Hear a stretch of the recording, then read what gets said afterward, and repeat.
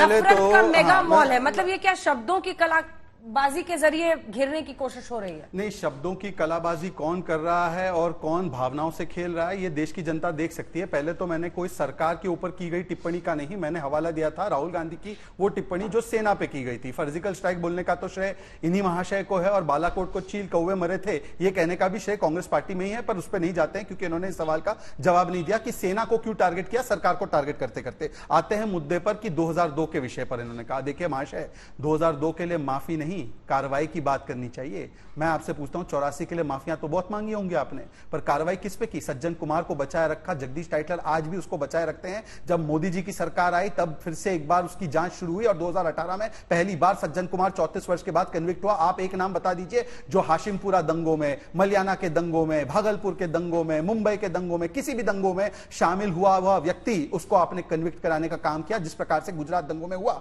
पर मैं आपसे एक चीज पूछना चाहता हूं क्योंकि आपने मुसलमानों का, देखिए मुसलमानों का शब्द लाना तो जरूरी है, मोहब्बत की दुकान है या केवल तुष्टिकरण का भाईजान है ये तो अलग विषय है, परंतु संजय निरुपम जी मैं आपको एक चीज बताना चाहता हूं और सीधा सीधा स्पेसिफिक जवाब दीजिएगा। ये आपके नए नए साथी जिनको आपने सेकुलरिज्म के एक प्रकार से बैप्टिज्म से उनको पावन पाक किया है, संजय निरुपम कहते हैं इंडिया टुडे की रिपोर्ट है मुस्लिमों के अधिकारों को, वोटिंग अधिकारों को रिवोक करना चाहिए। यही नहीं, उन्होंने तो कहा है कि हमने बाबरी को 17 मिनट में ढाने का काम किया था। ये उनका 2 वक्तव्य है इस पर, क्योंकि आपने मुसलमानों की बड़ी चिंता जाहिर की। अब बताइए कि आप स्टैंड के साथ है, यदि नहीं है तो ऐसी पार्टी को कौन सी सेकुलरिज्म की वॉशिंग मशीन में धोकर आज कांग्रेस पार्टी उनमें मोहब्बत की दुकान देख रही है? संजय जी स्पेसिफिक बताना।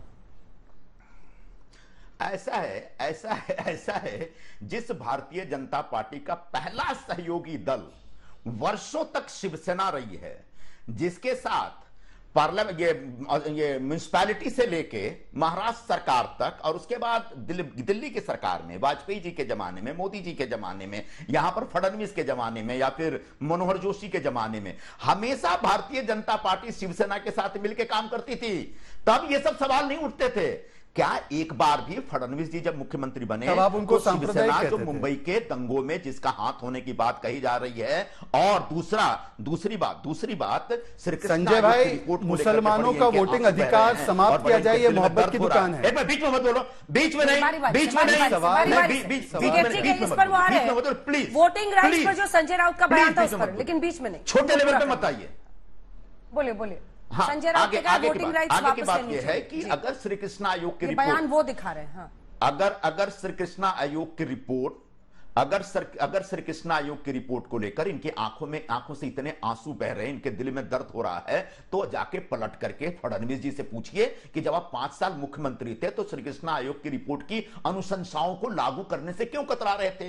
यानी जब तक आपके पास शिवसेना थी तब तक शिवसेना महान पार्टी है, साफ सुथरी पार्टी है, सेकुलर पार्टी है, हमारे विचारों की पार्टी है, समविचारी पार्टी है। शिवसेना आपके धोखेबाजी से त्रस्त होकर आपको छोड़ के चली जाती है तो शिवसेना की सारी बुराइयों को आप निकाल रहे हैं और बोलते कि सेकुलरिज्म का वॉशिंग मशीन है। जी नहीं, शिवसेना ने अपनी बातें समय समय पर रखी है, जो हर बात से कांग्रेस सहमत हो जरूरी नहीं है, लेकिन कई बार आपको एक चुनावी, हाँ बहुत बड़े जानकार हैं, मैं आपका जवाब देने का लायक नहीं हूं साहब, हम लोग छोटे लोग हैं, आप लोग बहुत बड़े बड़े प्रवक्ता हैं, तो माफ करिए, हम आपके हर बात का जवाब देने के लिए यहां पर नहीं बैठे हुए हैं। रह गई बात दिल्ली दंगों के कुछ अभियुक्तों के बारे में। अब दिल्ली दंगों के अभियुक्तों को फांसी पे चढ़ाने का काम कांग्रेस तो नहीं करेगी, वो अदालत का काम है।